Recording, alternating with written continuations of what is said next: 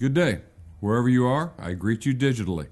My name is Professor Charles Rose. I'm the director of the Center for Excellence in Advocacy, and I'm going to talk with you this morning for a period of time about depositions and depositions practice, specifically getting ourselves ready to conduct the deposition. All right, let's get started.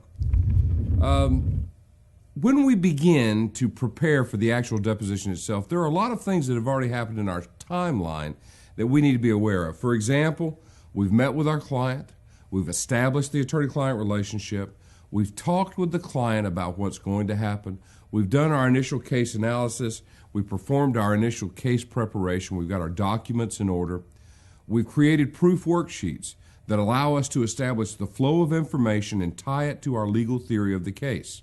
And what we're doing in the deposition is we're now looking for those controverted and uncontroverted facts that are going to make the difference when we begin to try to settle a case or prepare for trial.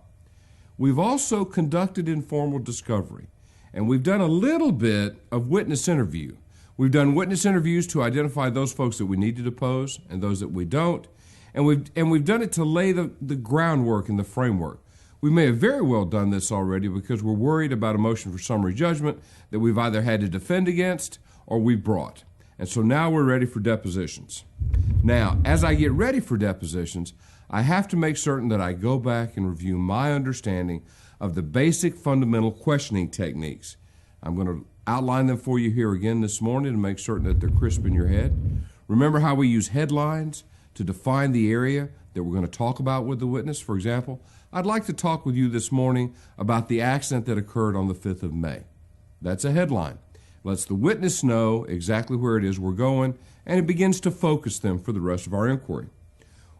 In depositions, we use both open or non-leading questions and closed-ended or cross-examination type questions.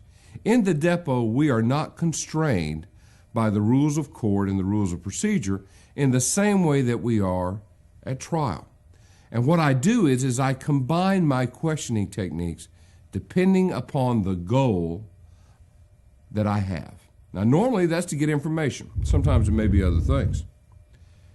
As I ask my questions, make certain, as you prepare for deposition, that you have mastered the various forms of the presentation of the question, that you thought both theoretically and practically about how my open-ended and closed-ended questions are going to work together.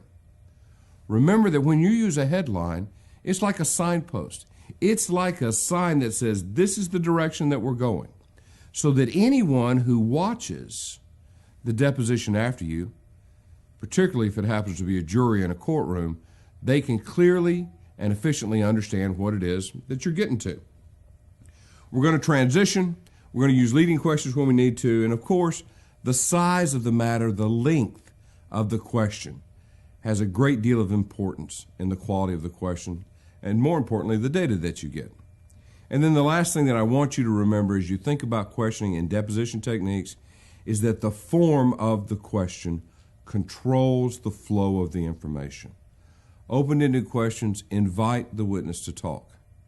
Closed-ended questions require the witness to verify the truth or the falsehood of the statement that's just been made. And so you bounce back and forth between those, depending upon the purpose of the deposition.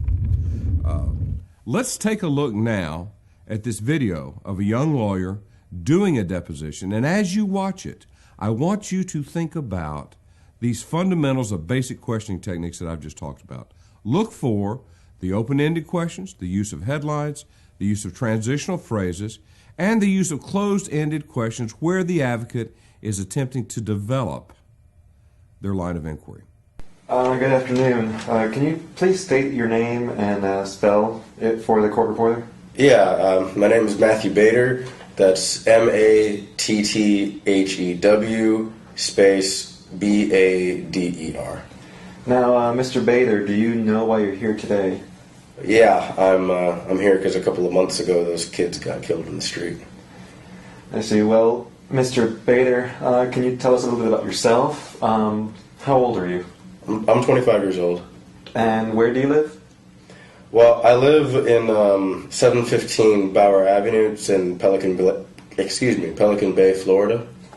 Pelican Bay, is that here in Colusa County? Yeah, it is. And have you lived in that neighborhood long? I mean, I've been here for a while. I know the people that live around here, you know? Right. Do you know any kids that live in the neighborhood? Yeah, I know a couple of kids that live across 39th Street. I can't really remember any of their names, though. Sorry. Okay, that's fine. Did you live there during 2011? Yeah, I lived there for that entire year. Okay, the entire year. So let's go back to March in 2011.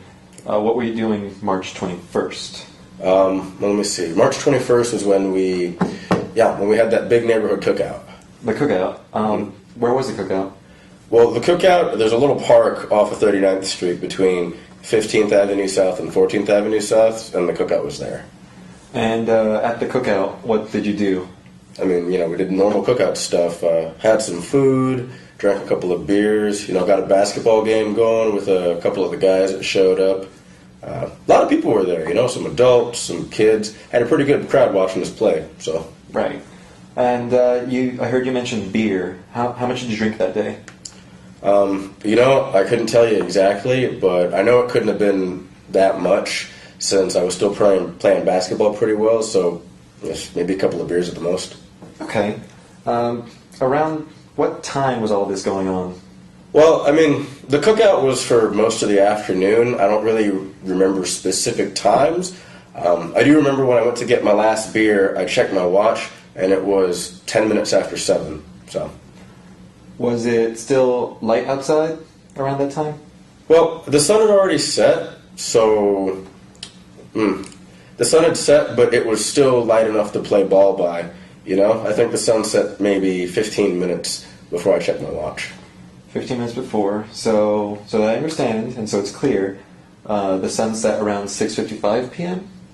Yeah, 6:55 p.m. is when the sun would have set that day. Okay, and were there any street lights on at that time?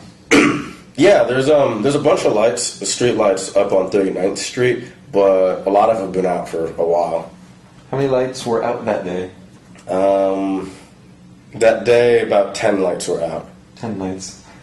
All right, well, I want to ask you about some of the other people at the cookout. Yeah. Do you remember seeing those kids that live off 39th Street? Yeah, they were there. Did you see them leave the park? Yeah, when I was finishing up my last beer, I saw them get ready to head home. Mr. Bader, what did you see happen to those kids as they left the park?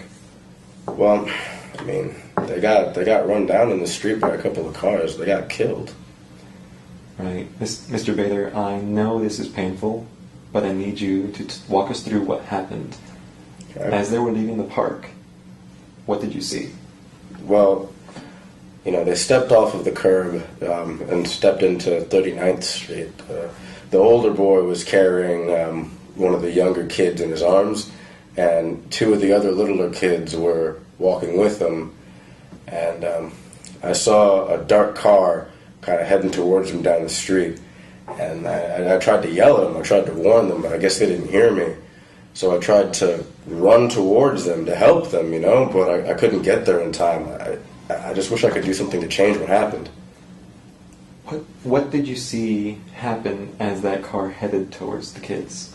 I mean, it just plowed into them. It hit the older boy first, the one that was carrying the little kid, and the little kid just went flying into the air. The boy, he slammed into the front grille of the car, and he rolled up onto the hood, smashed into the windshield, and then got flung into the intersection. Could you hear anything from where you were standing?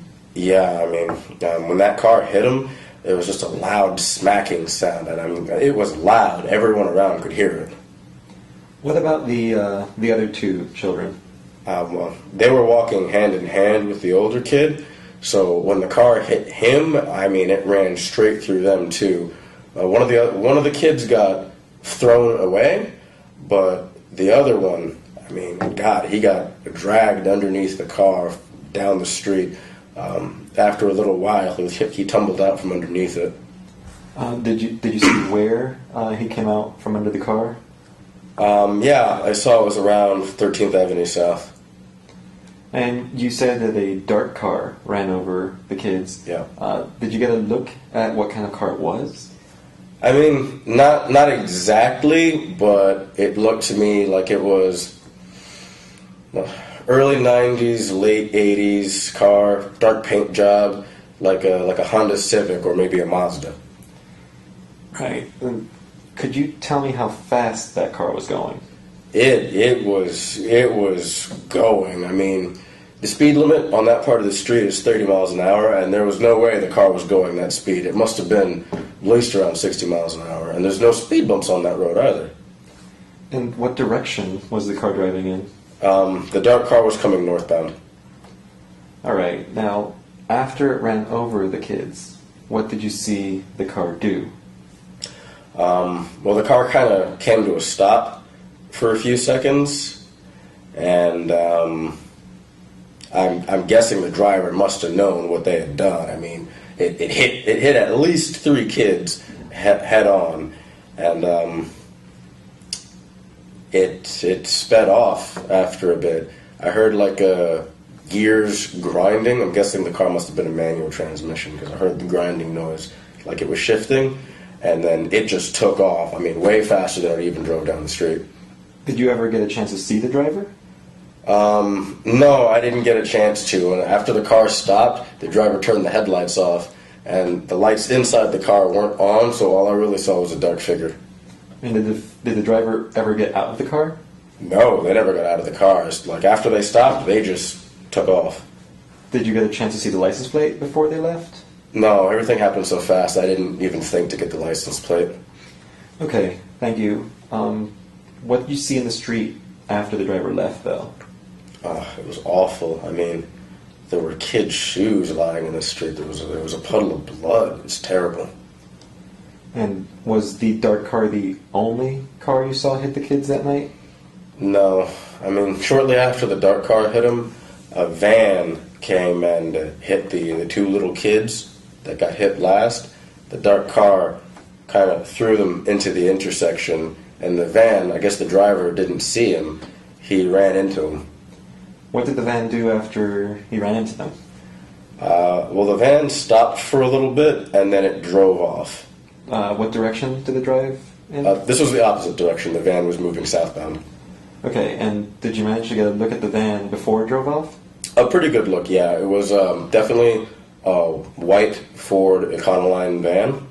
I mean, I even remember it had like a ladder on the top of it. So. And did it look like the van was speeding as well?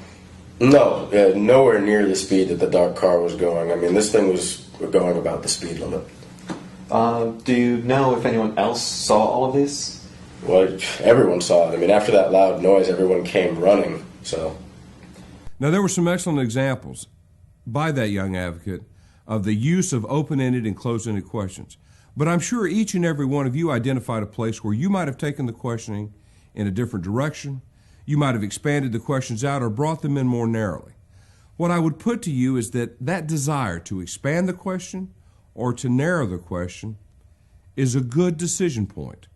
And which way you go is not important as long as you're taking that direction, you're making that choice based upon a logical analysis of the information that you've already acquired prior to the deposition and your ultimate goal. So what am I really saying? I'm saying that your need to properly ask a question is driven by your case analysis. Now, in order to get to this point, in order to survive the deposition, if I am defending it, or to effectively take it, if I'm taking it, there has to be an element of witness preparation involved. And witness preparation is where you should have a goal that both the lawyer and the witness, by the time that you are done, can effectively testify truthfully with the minimum amount of potential damage to your side of the case. The goal is always going to be for the witness to give the shortest but most complete answer. And when we do the block on witness preparation, we'll show you how to do that. Till next time, I'm Professor Charles Rose, Director of the Center for Excellence Advocacy. We'll see you down the road.